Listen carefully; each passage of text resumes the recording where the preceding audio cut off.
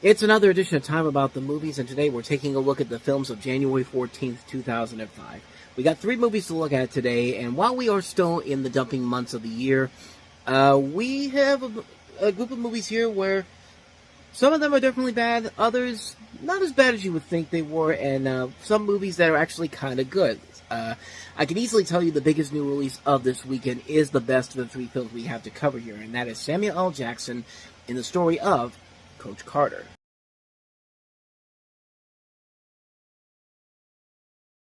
But this is the story that's based on a true story about Richmond High School basketball coach Ken Carter, who made headlines in 1999 for suspending his undefeated high school basketball team due to poor academic results. And you also see Rob Brown is in here, Ashanti, Robert Richard, and Channing Tatum in his first feature film, which is funny because in the trailer, as you go further, he actually gets a couple of lines and actually does appear in there too. So you can tell where he is right away, and that's pretty impressive for a movie like this. And the film itself is a really good movie. It's a really engaging film.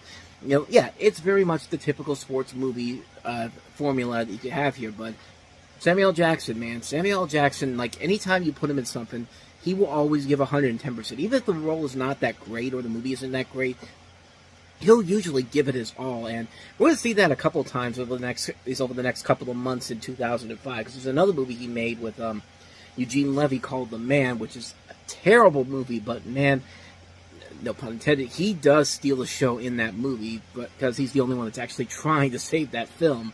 But in this movie, yeah, it's pretty much formulaic stuff we've seen done to death, but it's still very impressive stuff. You got a great director in Thomas Carter, who did Save the Last Dance and Metro, a really strong cast, including, as I mentioned, Rob Brown, Ashanti, Channing Tatum. You also have Adrienne Balone from High School, the Cheetah Girls. Excuse me. I was going to say I thought she was in High School Musical, but no, she's in the Cheetah Girls.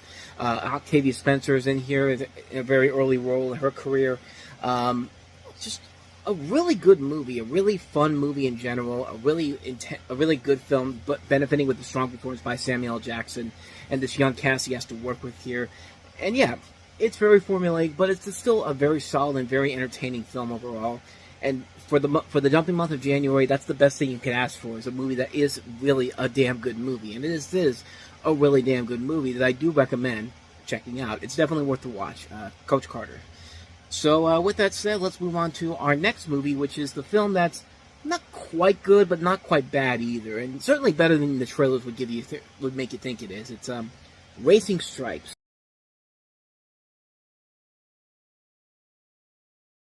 I know what you're thinking. Just bear with me, because the movie actually is a lot better than that trailer would put on here, and most of the trailers would put on here, because yeah, it's very, kind of like with Coach Carter, it's a very generic story, where you have a story where you have this circus plain zebra, Stripes, voiced by Frankie Muniz, who's accidentally abandoned in Kentucky and raised on a farm next to a racing track. He believes that he's a racehorse, and Stripe dreams of training for and competing in the races. This would never happen in real life. The fact that they would let a zebra run in a competition that's strictly for horses only, but movie logic, you just kind of go with it, and you see the cast that they have in here. You got a voice cast that also includes Frankie Muniz, Mandy Moore, Michael Clark Duncan, Jeff Foxworthy, Joshua Jackson, Joe Pantoliano, Michael Rosenbaum, Steve Harvey, and David Spade as the Flies, as you can tell, Snoop Dogg, Fred Dalton Thompson, Dustin Hoffman, Whoopi Goldberg. A live-action cast that includes Hayden Panettiere from Pre-Heroes, Bruce Greenwood, who would coincidentally be in Charlotte's Web, I think, the next year. At least I think he was in Charlotte's Web. I could have sworn he was in there, but if it's not him, it's a pretty damn good Bruce Greenwood lookalike. But also Wendy Malick and M. Emmett Walsh is in this as well. Directed by Frederick Duchow, who, I'll tell you this is probably his best overall movie as a director, because he did Quest for Camelot before this, and then Underdog after this. So yeah, easily his best movie overall. And it also has, I think, the benefit of a script by Kirk D'Amico, who's a name you might not be familiar with, but you may have definitely seen his work before, with stuff like the Croods movies, which were, the first movie I thought was a very good. Sequel, not so much, but still pretty good. Vivo was a criminally underrated Sony Pictures movie that came out around the pandemic. It was stripped off to Netflix. And most recently, he did Ruby Gilman Teenage Cracker, which I think is a really impressive film that really did not get a whole lot of attention. And yes, this is about as much of a kids film as you can get. A lot of jokes that are very predictable, a story that are very predictable. The jokes I should say are really not that great in general, but its heart is in the right place. It's a film that's at least trying to do something unique and impressive overall. And considering that this film didn't cost as much as you would think it would, it only cost $30 million. A movie like this feels like there should have been a much bigger budget attached to it, and yet, surprisingly, there wasn't, and there was not. It's really impressive what they're able to do with the small amount of money that they would have for a movie like this. Like, you would expect this to be like somewhere between up near $60+ million. I mean, it feels like that type of a film, but the fact that they kept the budget so constrained in here, and it actually looks like a film that actually feels like it should be more, I gotta give it credit for doing that. And the film isn't really that bad. It's a movie that's very much a similar film to, Babe, or live-action Charlotte's Web, before we got the live-action Charlotte's Web in the next year, in 2006. And, like I said, it's a movie that is entertaining enough. It's entertaining enough for kids. I think adults can go into it and just watch it and be like, that was completely harmless. It's a very harmless movie, which, yeah, movies like this tend to be really damaging to kids in general if you pick the wrong movies, like the Alvin and the Chipmunks sequels. But this is not that type of a movie. It's a film that's at least trying. It's a film that's trying to be entertaining. But I think the kids definitely will get more enjoyment out of it. And I think the adults can get some elements of good things out of it too as well. And like I said, not the greatest movie, but certainly not as bad as it could have been. This film could have easily been a movie that the studio did not believe in and just dumped it out on this weekend because they knew how bad it was. It could have been another Good Boy, but it really is not. It's a film that's okay, nothing spectacular, but you can watch it once and you'll feel like you've gotten something out of it, honestly. So yeah, that is Racing Stripes. So let's go ahead and move on to the unholiness of the unholiest of our trilogy of films that we have this week. I don't even know why I said that. It's just random off the cuff talk right there. But this is easily the worst movie coming up here the whole weekend. And one of the worst movies I've ever seen. And that is the Daredevil spinoff, Elektra.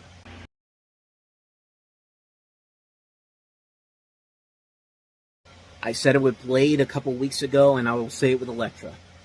Thank God for Deadpool and Wolverine giving this character a purpose for existing, because, man, she really needed it after this movie came out. Nobody wanted to see anything from Daredevil anymore. And I can't blame them, because I'll tell you people something. I've been going to see movies on my own for about half a year at this point. When I saw this movie, it was the first real unpleasant movie-going experience I ever had. And it was rough.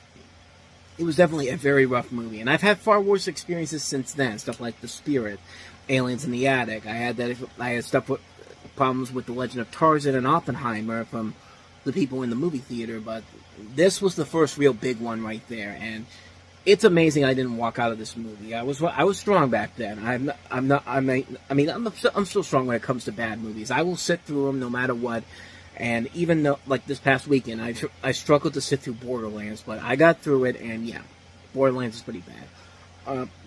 But this is definitely pretty bad too. So the plot of the movie here is that it's not long after recovering from seemingly mortal wounds, Elektra, played by Jennifer Garner, has severed all ties with the world, living only for her next assignment. But in an unexpected turn of events, she is forced to make a decision that could take her life in a new direction, or destroy her.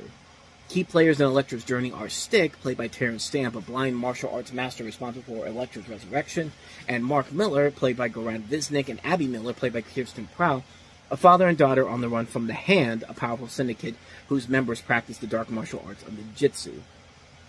First off, The Hand is... I didn't realize that Teenage Mutant Ninja Turtles was actually parroting the Hand by calling them the Foot Clan. I found that out watching the Nostalgia Critic review, but that synopsis alone should describe everything that's wrong with this movie. It throws in some of the stupidest cliches in film, and I'm so sick and tired of like having a mythical spirit who has no purpose because the film has no connection with Daredevil at all. And Stick was the one who helped Daredevil become the hero he would eventually become. Plus, they throw in that stupid father-daughter plotline that really does not serve a purpose to the story whatsoever. The action sequences overall are poorly done, with no sense of fear or danger by anybody in here. The story is very bad. We don't like any of these characters that this movie is trying to get us to like. And Jennifer Garner, I'm sorry, in this movie, she's not Elektra. She's just not. This was clearly a poor excuse to attempt to squeeze whatever life was left out of Daredevil, and it fails miserably. Yeah, I know she was an Alias at the time. Yeah, I know she did 13 going on 30, but man, this was a bad decision on her part. Like, you could tell that they did not give a shit about Daredevil, because in that trailer I showed you, no mention of from the forces that brought you X-Men and Daredevil. Like, they were they knew this movie was going to tank so badly, they didn't even want to put Daredevil's name in there. I mean, that's how bad this movie is. Yeah, it's not Catwoman bad, but man, it's definitely not a good movie. And yeah, but my biggest problem with the film itself is the main character. And my biggest problem is the film itself and the main character is what I'm trying to say. And I've gone on before how, you know, female leads are portrayed in films, and this is one of those movies where they pretend to show off a strong female hero, but is actually a poor excuse to give the character a lot of sex appeal, a lack of characters, and there's even a scene there's one scene in particular where one of the bad guys, who was a female, comes in and gives Elektra a lesbian kiss, and yeah, for no reason, because what I expect to get those 13-year-olds watching this a little hard on, which, yeah, I realize how bad that sounds, but that's literally what they're doing in this movie. I feel like they only did that to get the PG-13 rating. I mean, that's literally, like, it just does not make any sense whatsoever. I mean, when will I think now Hollywood is learning that it's not hard to make a movie with a strong female lead in it. I mean, we've seen a lot of TV shows and movies do this. The Fargo movie, and TV series have done that. You know, some great underrated little gems. Whip It. You know, Juno was a great movie that did that. Hannah, which I didn't like, I at least gave him credit for writing a much better female character than a lot of these movies that were doing the same thing at around the time. Yeah, like, it's not that hard to make a strong female character who's on the same level of the lead male character. Hell, Ellen Ripley from the Alien movies tops the list there. I mean, you know, but most Hollywood executives think one thing about women in films is that women are things. You know, just like Lee Majors says on Family Guy. What? Women are things. I mean, it's really like that. And we're getting away from that now, which I'm glad to see. But you could still see that Hollywood is living by that point when you watch shitty movies like Red Sonja, Catwoman, Sucker Punch Lucy, and especially this piece of garbage here. I mean, this is a terrible movie. The action is terrible, the story sucks, the characters are bad. This is a mess of a movie. I mean, forget Hulk, forget Howard the Duck, forget all the Marvel's movies made before 1998. This is the bottom of the barrel. This is the worst movie that Marvel has ever produced, without a doubt. It's completely pointless, unnecessary, and it's absolutely horrible. I hated it back when I saw it in theaters.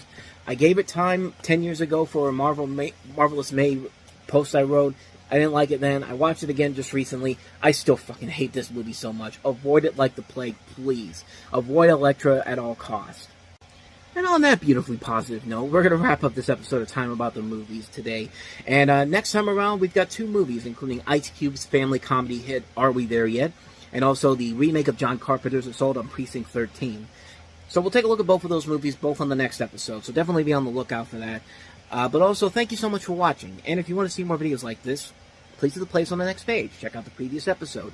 Also, don't forget to hit the like and subscribe button if you want to see more videos like this on this channel. So, with that said, I am off. I will see you guys next time. And until then, as always, take care.